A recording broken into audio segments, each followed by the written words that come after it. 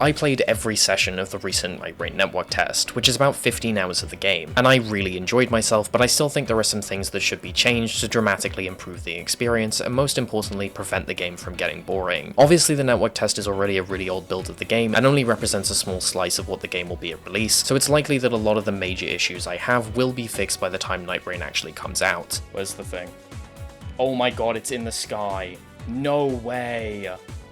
No way! And we already know that they're adding far more bosses, greater enemy variety, new structures and biomes, and more characters. So for this video I'm going to try and focus on things that they haven't already said they were working on. Also, this isn't a negative doomer video about Nightreign. If you clicked on this expecting me to say it was a cash grab, you're in the wrong place. I feel very, very positive about Nightreign overall, and I'm making this video because I wanted to share some of my thoughts and hear what you guys think as well. With that being said, it's time for 10 or so minutes of criticism. The first problem that I ran into with Nightreign is that communicating with your random teammates is almost impossible. The only form of communication that's built into the game is placing down pings, and this isn't like Apex Legends where you can ping exactly where your crosshair is with some signifier of why what you're pinging is important. This is just pinging stuff from the map and hoping that the two buffoons you've been matched with understand what you're trying to say. This severely reduces how strategically you can play the game, which is unfortunate because one of the most compelling aspects of Nightreign for me is that you're forced to quickly strategize and path through the map, adapting your strategy depending on weapons, team composition, level, and time of day. You can still come up with a strategy that thinks multiple steps ahead on your own, but the best you can do to communicate this to your teammates is pinging the next place you want to go on the map and running towards it hoping they'll follow behind you. Even that is pretty flawed though, as not everything has an icon to ping on the map. World bosses, for example, which are really good to go after, especially in the early game, do not appear on the map, so you either have to just guess roughly where they are and place down a marker, or ping something nearby and hope your teammates notice that there's a boss to kill. Even when you can literally see the fucker, you have to mess around with this bullshit, because as I said, unlike every other game with a pinging system, you can't just pull up a crosshair and ping where you're looking. This was the largest point of frustration for me throughout the network test, as I didn't have any friends that got in, so all of my 20 matches were played with randoms. Sometimes this was really fun and my teammates would mostly understand what I was trying to do. I feel like we're on the same wavelength this game. Last game, it was a mess. This game, 3 wilders, all like single-celled organisms, just like full speed at everything on the map. And sometimes you would get this guy on the other side of the map by himself. If this issue wasn't enough though, you also can't ping items. So when you get something that isn't good for you but might be good for your teammates, you can't communicate this to them. You have to wait for them to stop moving in a game all about moving very fast and drop it in front of them, which basically means you can only do this in the brief windows before and after fighting a night boss. I have to say, I 100% do not think the solution to this is adding voice chat, because the fucking youth of society. That is honestly the last thing I want in the game, but there are so many other ways this could be massively improved. Letting you draw a path on the map to show where you'd want to go, or at least being able to place multiple pings would be very helpful. I think yoinking the classic ping on crosshair system would be ideal, but there sort of aren't enough buttons on the controller, so that may not be possible. So maybe having an icon appear on the map for things like world bosses and merchants when they're in line of sight so you can easily ping them. I also kind of think a text chat would be nice on PC, although I could totally see how that's something that they wouldn't want to do. And there's also just the obvious solution of having friends that want to play the game with you. The next issue that I had only really became noticeable after I'd done quite a few runs, and it's that almost all the buffs you pick up from defeating bosses are passive increases to either damage or survivability that can mostly slot into any build and sit in the background without really affecting your playstyle or any future decisions. This is a mistake that you see a lot of roguelikes make, and is one of the major reasons why certain games in the genre feel vastly more replayable than others. In the best roguelikes, the upgrades that you choose make a significant impact on how you're going to play the game going forward, and which upgrades you'll choose in the future. This makes the gameplay feel a lot more varied, as you have to approach the core loop differently run to run, depending on the cards that you're dealt. To a certain extent, this is present in Nightreign because of the huge variety of weapons pulled from Elden Ring that feel noticeably different and scale with different stats and buffs, but the new mechanics really fail to feel impactful, and as a result aren't all that exciting to pick up. The few buffs that do provide alternate ways to fight or have specific conditions are incredibly weak,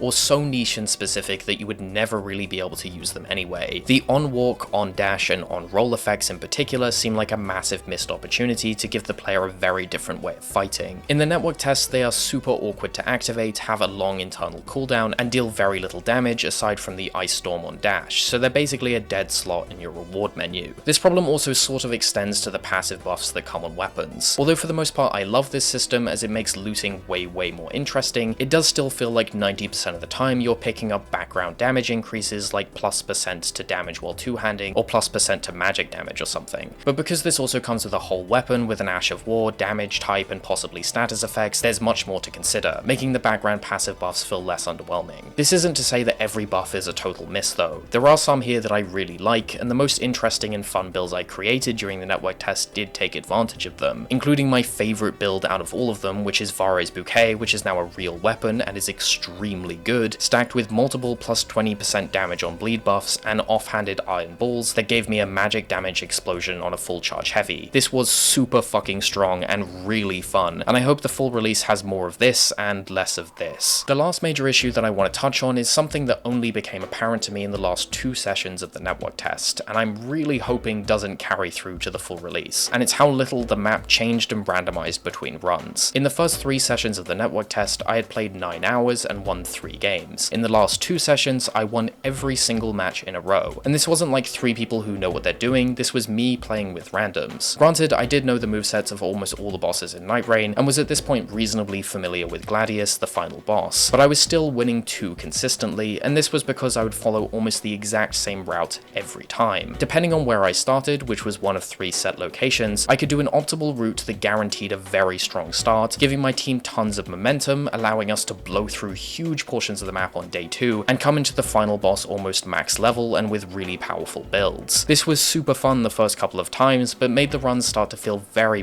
samey, and removed the aspect of the game that I found most compelling and helped Nightreign differentiate itself from the main Souls series, which is coming up with a good strategy on the fly and constantly adapting to new situations. This is basically a result of the map not changing nearly enough run to run to prevent this strategy being effective. There are too many constants that you can rely on, like certain bosses being in the same place, the location of major landmarks, where you'll fight each night boss, where all the merchants are, and where each church that upgrades your flask is. At first I wasn't sure if this was really worth mentioning, as we know they're adding way more to the game, and obviously new structures, areas, biomes, and bosses will help this problem enormously, but I'm still talking about it because I think it would be very easy for them to mess this up and come out of it with the same issue that I felt on those last 2 days of the network test. Because as much as adding new stuff would help, if all the important locations of churches, major bosses, and night bosses still appeared in the same spot run to run, it would only postpone the issue rather than fixing it. Eventually you would reach a point where you've seen all the possible content in the game and could come up with a strategy like I did at the end of the network test that you could follow every run to consistently win. I've been keeping up with the news and interviews surrounding Nightreign, and as of right now I've seen no indication that they're working on this problem. We know that they want to use some level of procedural generation, but it may be that that's limited to what we see in the network test, which is just randomizing the enemies in small structures. This is the most concerning thing about Nightreign for me at the moment, as it would sort of kill the replayability of the game, and trying to fix this issue would likely be pretty difficult to do without fucking up the balancing, because really locations of important enemies and structures need to be randomized, but that leads to a ton of problems, like having to design the map around anything being anywhere, and preventing structures from being clustered too close together or too far apart. This is for sure not an unfixable problem, just something that they would have to really pay attention to, as it has ripple effects across every system in the game. It's also possible that there will actually be so much content in the game that only a really tiny proportion of the player base will even come close to this point, but I think that's unlikely, even with the whole Soul series of bosses and assets to draw from. I have a few more things that I want to list off quickly. These are much smaller issues that are likely going to change, or just bothered me personally but don't really matter all that much. Before playing Nightreign, I was very skeptical of bringing bosses back from Dark Souls 1 and 2, as many of them are much simpler and were designed with the slower combat of those games in mind. This wasn't nearly as jarring as I thought it was going to be, but Centipede Demon is still clearly very simple, especially when compared to the other boss you get on Night 1, which is Demi-Human Duo with Swordmaster Ons, who's a fucking demon. I also don't really like that you can't light roll or choose to light roll, as many of the enemies and bosses in Elden Ring have attacks that are awkward or inconsistent to dodge with mid-roll. In general, it was just kind of annoying how little distance all the dodges traveled. With the exception of Recluse, you don't go very far. This one is very much a me thing and probably actually a good thing for the game, and it's that crouching was removed. This makes total sense for Nightreign, as sneaking around slowly sort of conflicts with the faster pace of the game, but also takes away the other applications of crouching, like ducking under enemy attacks and cancelling the end lag of animations while maintaining normal stamina regen. It's a super niche issue that 99.9% of the player base don't even know about, but it was slightly annoying when I dashed into an enemy to grab a riposte rather than crouching. I haven't really spoken about character abilities much, and that's because I generally feel really good about them. The abilities feel impactful and mesh well with the gameplay while being fun to use and also allow for a lot of skill expression. But I do have an issue with Recluse's kit. This is by far the most complicated one, and while I think the ideas behind it are really cool, in practice it doesn't work that well and feels very clunky. The main issues are that she struggles greatly to maintain enough FP to cast her spells, and sucking up the correct elements to cast the spell you want is basically impossible when you're fighting as a group. To regain FP you have to suck up an element from an enemy with your skill, but this puts you in a reasonably long animation and doesn't restore all that much FP. And when 3 people are fighting one enemy, you basically have no control over what elemental aura the enemy has, so you're just sucking up whatever and casting a random spell. I think at the very least she needs to be able to act and suck up an aura at the same time, in the same way that Duchess can restage while acting, but I think it's very likely that these issues will be fixed with the full release. I also think they should loosen the restrictions on what each character can use. Obviously there are no item requirements, so any character can use anything, but there are hidden stats, so a Colossal Sword on Duchess, for example, will be far worse than it would be on Wilder. And on top of that, certain weapons and items are much more likely to drop for one character over another. I think that if they made this a little less restrictive, it would give way to some more creative build crafting, as you could put together unusual combinations of weapons and characters. For example, you could do Bolt of Grandsax on Recluse, helping you apply lightning aura to enemies, which allows you to cast the triple lightning spell, giving you Bloodhound Step instead of your dodge, and basically making a really powerful melee fighter on Recluse. And also I think this would help with the game's replayability problem. The final and smallest point is that the merchants in this game also feel kind of underwhelming. I'm sure they'll undergo some level of change by release, but they did tend to sell almost the exact same items run to run, and have a similar issue to the last point where they would only sell stuff that worked for your character. That was a ton of criticism, but the network test actually massively exceeded my expectations, and felt a lot more different than normal Elden Ring than I thought it would. I genuinely really enjoyed every second of it, even with all these problems, as they were massively outweighed by things that I loved. And after finishing the final session, I was left still wanting to play more, so I think that's a good sign. With that being said though, you have to take my glowing praise with a grain of salt, as I sit right in the center of the Venn diagram of players this game appeals to, being someone who loves roguelikes, plays a lot of randomizers, and loves Elden Ring. Remember to press all the buttons down below, and let me know what you think about Nightreign. I'm really curious to see what people have to say about this one, as most of the online discourse surrounding this game is a complete shit show, so it'd be nice to hear from people who aren't being intentionally bad faith to farm engagement on Twitter.